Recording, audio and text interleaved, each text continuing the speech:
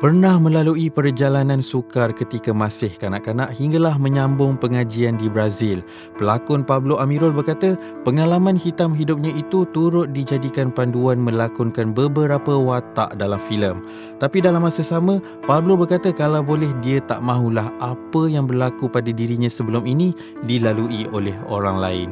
Kebanyakan watak-watak yang Pablo lakukan daripada pengalaman Pablo sendiri yang mana Pablo tempuhi semasa membesar ataupun kita berada sebelum ni kita berada di luar negara, lepas tu kita menghadap seorang-seorang, and I saw so many things happen in my life, so many things happen in my journey. So ada yang kita boleh guna pakai dan tidaklah keseluruhan, cumanya menggunakan orang kata watak yang sesuai macam mana nak ditonjolkan supaya tidak melebih, supaya dia tidak kurang.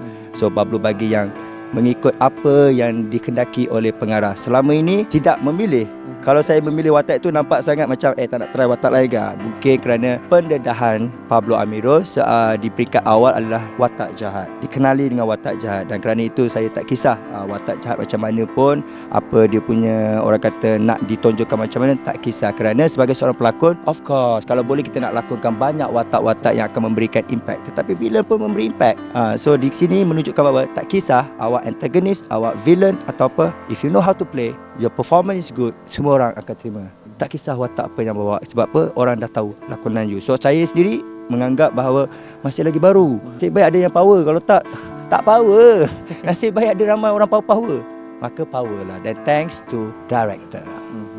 So bila Pablo kata berlakon dengan pengalaman yang sedia ada dengan kehidupan Pablo sebelumnya, saya pernah melihat Pablo dan Datuk Roshamno buat live. Pablo cerita kisah Pablo terlebih dahulu pada waktu dulu kan. So mungkin adakah cerita-cerita tersebut mungkin merupakan pengalaman yang tak boleh dilupakan. Orang kata mungkin kat Brazil dulu Pablo kan semua kan. So mungkin daripada Pablo sendiri macam mana? Kalau boleh saya tak nak tempuh. Kalau boleh saya tak nak lalu. Kalau boleh saya tak nak langsung ada pengalaman yang buruk ataupun pengalaman yang tak best di luar negara. Tapi dah tertulis, dan Pablo sendiri pun tertanya-tanya kenapa kena lalu ni, kenapa kita rasa macam kena buat benda ni, sedangkan kita ni tak jahat, kita tak pernah rogol orang, kita tak pernah pukul orang, kita tak pernah jual dadah macam dipotretkan dalam watak. Tapi kita kena visualkan kerana ini adalah orang kata lakonan semata-mata rekaan. Kalau orang ingat Pablo dalam filem jahat, di luar tu jahat, lu orang salah. So pendek cerita adalah macam ni lah. Dia apa watak yang Pablo lakukan, dan Pablo bersyukur kerana apa yang Pablo lalu tu boleh kita kongsi kepada penonton-penonton, boleh Pablo yakinkan kepada penonton-penonton bahawa this is lakonan. Kalau anda percaya, kalau anda terbawa-bawa dengan itu, maknanya saya berjaya kerana director berjaya susun dengan baik. Kena tengoklah 100. Okey Pablo, so bila bercerita tentang kisah dulu, tak nak lalui kan orang kata. Tak nak lalui kalau boleh. So mungkin macam tadi Pablo kata, kenapa aku perlu lalui sedangkan aku tak buat itu, tak buat ini, tak buat perkara jahat. Pernah tak berdoa pada Yang Maha Esa, bertanya mengenai perkara tersebut? Of course. Kalau boleh dapat jawapan straight daripada Allah tu, Pablo dapat dah. Tapi ternyata berbicara dengan Tuhan, berbicara dengan Allah adalah melalui kaedah yang kita bagi orang kata indikator, sign-sign, petanda-petanda. Okay, of course, siapa nak lalu zaman-zaman gelap gila, nak jumpa favelas, you pergi buat dealing dengan benda-benda yang tak best, and then you point gun Magnum dengan budak 10 tahun. You ingat I nak lalu ke semua tu? Tak nak lalu. Tapi benda-benda tu kita lalu ada sebab. Mungkin di situ Pablo dapat melihat, oi, nyawa-nyawa ikan, aku berdoa, aku harapkan doa mak aku dan kekal selamat sampai sekarang. So Pablo boleh cakap pengalaman Pablo memang kalau boleh kita tak nak orang lain lalu.